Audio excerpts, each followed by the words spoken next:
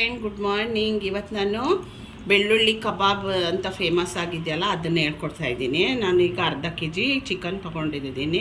ಅರ್ಧ K G ಚಿಕನ್ಗೆ ಈಗ first ಮಸಾಲೆ ತೋರಿಸ್ಕೊಡ್ತೀನಿ. 1.5 ಅಷ್ಟು ಬೆಳ್ಳುಳ್ಳಿ ತೊಗೋಬೇಕು. ಬೆಳ್ಳುಳ್ಳಿ ಕಬಾಬ್ ಆಗಿರೋದ್ರಿಂದ ಬೆಳ್ಳುಳ್ಳಿ ಜಾಸ್ತಿ ತೊಗೋಬೇಕು. ಆಮೇಲೆ ಶುಂಠಿ ತೊಗೋಬೇಕು, ಒಂದು ಅರ್ಧ ಇಂಚಷ್ಟು. ಮತ್ತು ಒಂದು 7-8 ಮೆಣಸಿನ್ಕಾಯಿ ತೊಗೋಬೇಕು. ಆಮೇಲೆ ಒಂದು ಸ್ವಲ್ಪ ಚಕ್ಕೆ, ಒಂದು ಅರ್ಧ ಇಂಚಷ್ಟು, ಒಂದು 4 ಲವಂಗ ತೊಗೋಬೇಕು. ಆಮೇಲೆ ಸ್ವಲ್ಪ ಒಂದು 2 ಸ್ಪೂನಷ್ಟು ಕರ್ಬೇವಿನ ಸೊಪ್ಪು ತೊಗೋಬೇಕು. ಈಗ ಇದಿಷ್ಟನ್ನು ನಾವು ಆಡಿಸ್ಕೋಬೇಕು.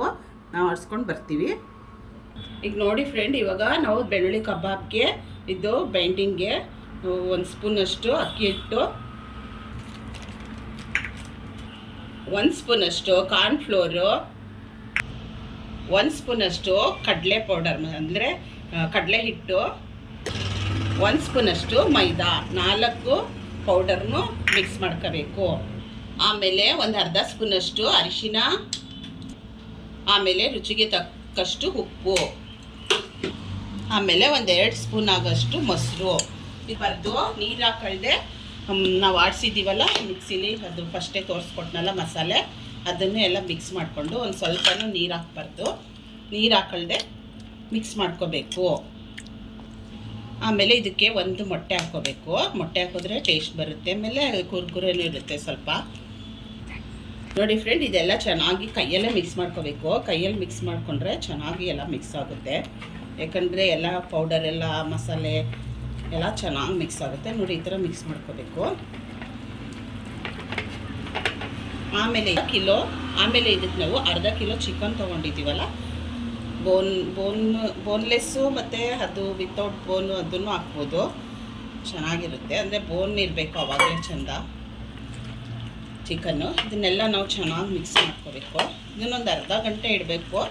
ಅರ್ಧ ಗಂಟೆ ಇಟ್ಟು ಫ್ರೈ ಮಾಡಿದ್ರೆ ತುಂಬ ಚೆನ್ನಾಗಿರುತ್ತೆ. ಯಾಕಂದರೆ ಎಲ್ಲ ಖಾರ ಉಪ್ಪು ಎಲ್ಲ ಇಟ್ಕೊಂಡಿರುತ್ತೆ. ಅದಕ್ಕೋಸ್ಕರ ಇದಕ್ಕೆ ಇನ್ನೇನು ಕೆಂಪು ಮೆಣಸಿನ ಪುಡಿ ಎಲ್ಲ ಬೇಡ, ಹಸಿಮೆಣ್ಸಿನ್ಕಾಯಿ ಹಾಕಿರ್ತೀವಲ್ಲ ಅದಕ್ಕೆ.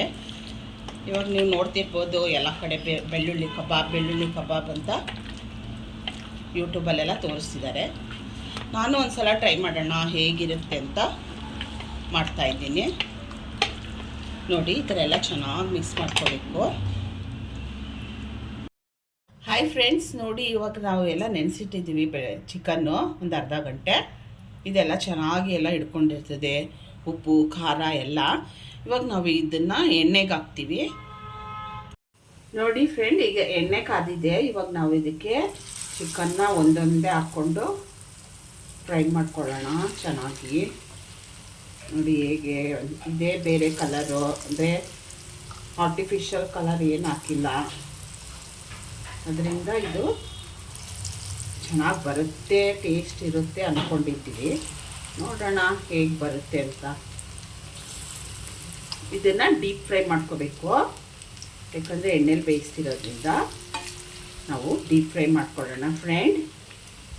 ನೋಡಿ ಫ್ರೆಂಡ್, ಇವಾಗ ಫ್ರೈ ಆಗ್ತಿದೆ. ಇದ್ರ ಜೊತೆ ಕರ್ಬೇವಿನ ಸೊಪ್ಪನ್ನು ಹಾಕೊಳ್ಳೋಣ.